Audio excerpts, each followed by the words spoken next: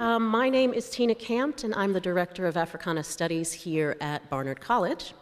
It is an immense pleasure to convene the second day of events commemorating the 20th anniversary of Africana Studies, and to continue the discussion that we began yesterday, exploring the impact of our 2012-2013 Africana Distinguished Alum and our special guest today, attending with us, Ms. Ntozake Shange.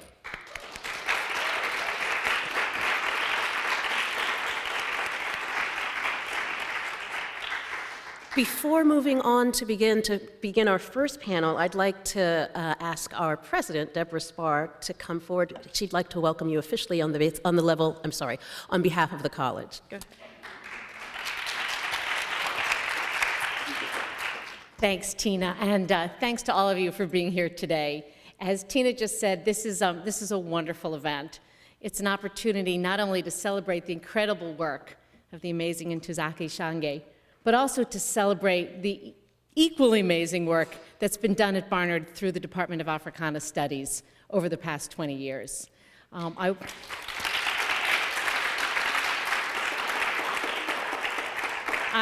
wasn't here when Africana was originated at Barnard, but I've heard through the grapevine that it wasn't the easiest process imaginable, that people had to work hard and fight hard and argue extensively to get the study of Africana, to get Africana Studies here at the college created, expanded, grown, and it has. And the people who've done all of the hard work are here in the audience today, so thank you to all of you for everything you've done to make this happen. And I will reveal one of the few bits of inside information I get, which is we had an external review of Africana Studies last year. And the outside reviewers, and we do reviews of all of our departments and programs on a regular basis, and the outside reviewers confirmed what we suspected, which is this is one of the strongest places in the country for doing Africana Studies. We have an amazing faculty, many of whom are here today. We have an incredible and growing roster of alums coming out of the program. And I think, maybe not most critically, but certainly critically, we have a program and a study and an intellectual inquiry that is really integrated with much of the rest of the college. Many of our faculty members hold joint appointments in English and history and dance across the college and across the university.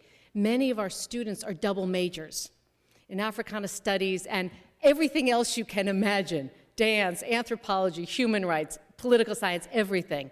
So Africana Studies at Barnard is vital, it's growing, and it's really core to much of what we do here. So it's just it's a pleasure for me to see how it has grown, even in my 4 short years here, and more importantly, over the full 20 years of its existence. I should also note that the conference is co-sponsored today by another newer but fabulous program at Barnard, the CCIS program, the Consortium for Critical Interdisciplinary Studies, which has a close relationship with Africana Studies and a number of our other programs, and really, again, exemplifies this cross-disciplinary work, this integrated work, this work that really is core to what we do here and core to what you should be doing, I think, at a liberal arts college, exposing our students not just to single disciplines, but to a breadth of experience that can only be captured by looking at the world through a range of different perspectives. So thank you all for everything you've done to get us to this day. I heard that last night was spectacular. I'm sure today will be equally spectacular in a different way, so thank you and have a wonderful day.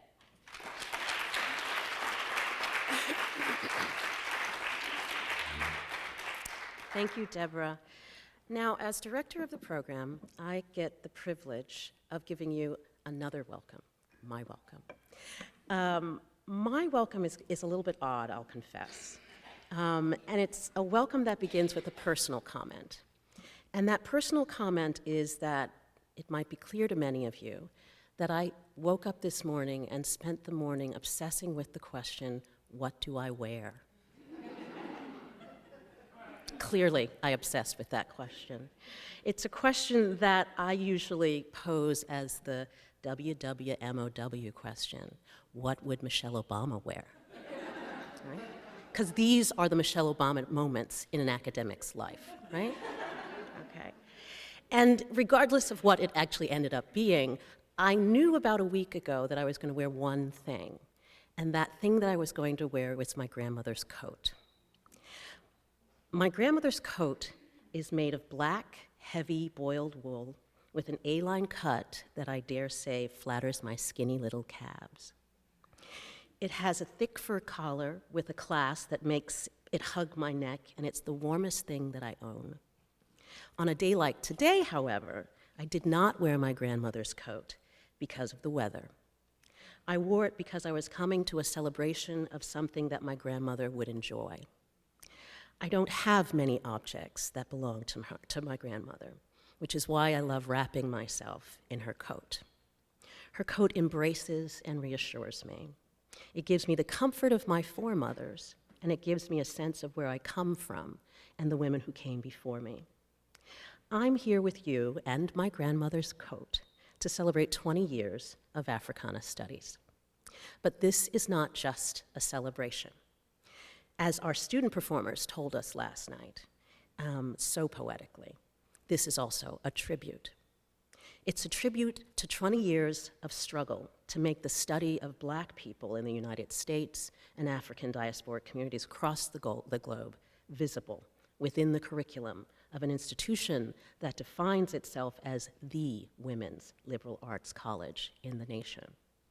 It's a tribute to those who made it possible to dignify the cultures, histories, artistic productions, and political visions of African diasporic people, and to recognize their value as subjects and agents of scholarly and artistic merit, rather than as objects of analysis or exclusion.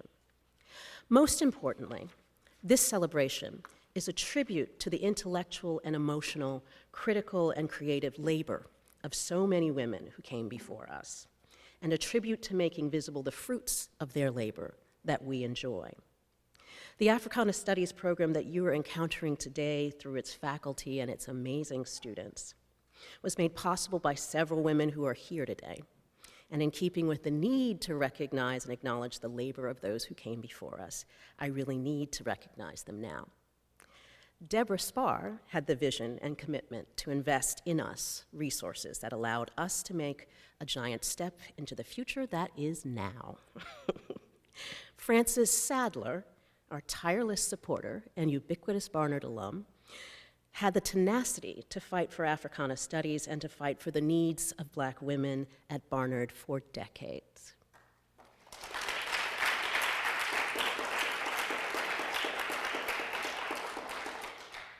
And of course, and I cannot find her because she's always in motion, Kim Hall. Bravo. Oh, there you are. It's the gray. Gray. Words fail to describe the dedication and sheer dogged commitment of time, of energy, and labor that she invested in building Africana Studies at Barnard. As I have frequently described us, we are the house that Kim Hall built.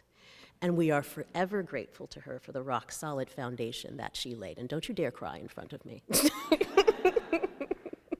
There are also several people who are not here today, whose labors on our behalf must also be acknowledged. Chief among them are our former provost, Liz Boylan, and Dean Vivian Taylor, and Professor Leslie Sharp, who supported the program through some of its roughest times. And most especially, we must acknowledge the labor of those who truly made this program possible, the Barnard students and alums who fought for Africana Studies long before us. Members of CORI, members of BOSS, as well as those Barnard students who never had the possibility of studying the histories and cultures of the African diaspora during their time at the college. It is your labor that we also pay tribute to today. But this celebration is not just about labor, it's about joy. It's about the joy we saw last night when we watched our students embrace their bodies, their music, their minds, and their spirit to perform the work of an artist and a thinker and a Barnard alum who inspires us all. We thought that it was singularly appropriate to celebrate our 20th anniversary by reflecting on the work of an artist who challenges and inspires us to reflect not only on how far we have come, but who commands us to think about where we want to go now. Ntozake Shange embodies the challenges Black womanhood in the academy and Black womanhood in the American arts and letters represents. And we are here not merely to celebrate her work and her career, but to grapple with its contradictions, its nuances, and its complexities. Today, I invite you to join our speakers in grappling with the joyous, the cantankerous, the honoring, the splendid, and the inspiring words and worlds of our Africana Distinguished Alum, Ms. Ntozake Shange. Thank you, and welcome. Good morning, everyone. My name is Monica Miller, and I'm a professor in the English department here. I'm associated with Africana Studies very proudly, and I'm also the director of the Consortium for Critical Interdisciplinary Studies. I'm going to say a few words about the origin of the conference, and then we're going to get started. Okay? When questioned about her future by a professor when she was a student here years ago, Ntozake Shange responded that her goal was to become a primary and not a secondary source. Precocious, Ms. Shange reached that goal just 5 years after graduation, when she innovated a new literary genre, the choreo poem, and brought it to Broadway, the piece we know as the celebrated For Color Girls Who've Considered Suicide, When the Rainbow Is Enough. This conference, the Worlds of Ntozake Shange, has emerged out of a number of desires to celebrate Africana Studies on the occasion of its 20th anniversary, to recognize the work of a distinguished Black alumna, to bring prominent interdisciplinary scholars and writers to campus to inspire students, faculty, and the larger Barnard community. As you can imagine, Ntozake Shange more than fulfilled these desires and has become the organizing angel and primary source of the activities of the Africana Studies Program and the Consortium for Critical Interdisciplinary Studies during this academic year. Given that the goal of our Shange year, as we love to call it, the goal of our Shange year in this conference is to illuminate the many worlds that Ms. Shange calls on and creates in her work, we had the pleasure of inviting scholars from many of the interdisciplines in which Ms. Shange's work is significant. Given that she's an author of poems, plays, novels, essays, and children's books, we needed literary critics, experts in performance studies and theater, comparativists who work on the Afro-Hispanic, Caribbean, and Latino literatures. We needed scholars of gender and sexuality studies. We needed African Americanists. We needed poet scholars. And we needed a Black feminist love evangelist. That's Alexis Gomes. So Kim Hall, Yvette Christianse, Tina Campt, and I sat down. We dreamed a world and created it with the group of distinguished scholars that you will hear from today. If you dream it and you fundraise for it, it will come. Welcome to the Worlds of Ntozake Conference. It is a particular honor to host this gathering in the magnificent presence of Ms. Shange.